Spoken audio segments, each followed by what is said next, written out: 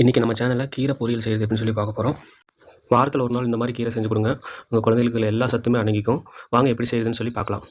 ஒரு கடாயில் எண்ணெய் 3 ஸ்பூன், கடுகு 1 ஸ்பூன், கடலைப்பருப்பு 1 ஸ்பூன், உளுந்தம்பருப்பு 1 ஸ்பூன் போட்டுக்கோங்க. 2 பெரிய வெங்காயத்தை நறுக்கி போட்டுக்கோங்க. ஒரு கலர் விடுங்க. 2 வரமிளகாய் சேர்த்திக்கோங்க. ஒரே ஒரு கொத்து கருவேப்பிலை. வெங்காயம் வதங்குறதுக்கு கொஞ்சோண்டு உப்பு சேர்த்திக்கோங்க. எடுத்து வச்சிருந்த கீரையை அப்படியே அதில் போட்டு கிளறி விட்டுக்கோங்க.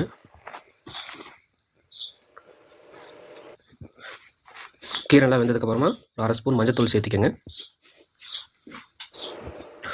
தண்ணி ஒரு டம்ளர் சேர்த்திக்கோங்க. நல்லா கிளறி விட்டுக்கோங்க.